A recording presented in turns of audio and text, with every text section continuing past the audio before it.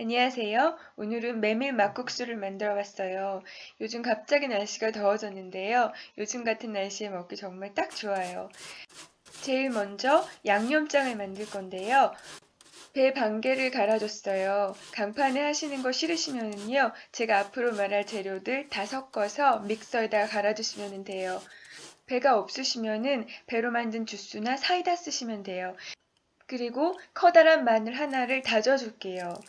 이번에는 마늘을 익히지 않고 생으로 먹는 거잖아요. 그래서 다진 입자도 너무 커요. 그래서 이거를 페이스트로 만들어줘야 돼요. 소금이나 설탕을 넣고 저렇게 그릇에다가 대고서 숟가락 등으로 문질러주면은요, 훨씬 더 고운 입자가 돼요. 이렇게 하기 귀찮으시면은 재료 전부를 섞고 믹서에다가 갈아주세요. 그게 제일 간단할 거예요. 여기에다가 식초를 4분의 1컵, 60ml를 넣어주세요. 60ml는 소주잔 하나보다 조금 더 많은 거예요.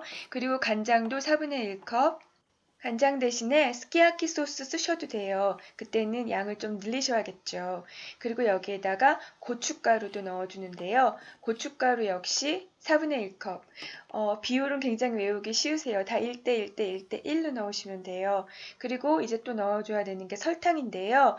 저는 올리고당을 넣었어요. 다른 이유가 아니고 설탕을 녹이는 게 좀 귀찮아서 그랬거든요. 올리고당은 설탕보다 달지가 않아서요. 설탕보다는 좀 많은 양을 넣으셔야 돼요. 식초가 4분의 1컵이 들어갔으니까 균형을 맞춰주려면은 설탕도 4분의 1컵이 들어가야 되거든요. 저는 4분의 1컵을 넣었어요. 그런데 만약에 사이다나 시판된 배즙을 사용하실 경우에는 설탕 양은 줄이셔야지 돼요. 그러니까 설탕은 조금씩 넣으면서 간을 맞추세요. 그리고 마지막으로 저는 연겨자를 조금 넣고 풀어줬어요. 연겨자가 없으시면은 겨자분을 사용하셔도 돼요. 배 반개, 마늘 한쪽, 식초, 고춧가루, 간장, 설탕 1대 1대 1대 1 그리고 연겨자 조금 이렇게 만들어 주시면 돼요. 그리고 잠시 놔두시고요. 이제는 야채를 손질해 볼게요. 오이는 안 들어갈 수가 없죠. 그래서 오이는 채를 썰어 주시는데요. 오늘 같은 경우에는 씨 그냥 드셔도 될 것 같아요. 그리고 상추도 잘 씻으신 다음에 잘게 썰어 주세요. 제가 뿌리 부분을 많이 잘라내는데요. 저 부분은 씻기도 힘들고 그리고 먹기도 힘들어요. 그래서 좀 많이 잘라냈어요. 그리고 이제는 깻잎을 썰어줄게요. 깻잎은 안 넣으셔도 되는데요. 저는 그 맛이 좋아서 넣었어요. 오늘 같은 경우에는 집에 있는 냉장고 청소한다고 생각하시고 원하는 거 다 넣으시면 돼요. 그리고 저는 냉장고에 적양배추가 있어서 이것도 넣었어요.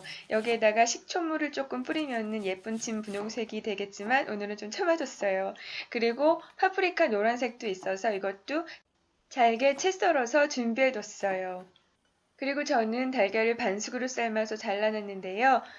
메추리알로 하시면 조금 더 예쁘기는 해요. 그리고 가운데에는 메밀면을 올릴 자리를 남겨뒀어요. 건조된 메밀국수는 이렇게 해서 파는데요. 850g에 한 6,000원 정도 아주 저렴하게 집에서 만들어 드실 수 있으세요. 국수를 삶아줄 건데요. 저는 항상 30cm 넓이의 팬에다가 국수를 삶아요.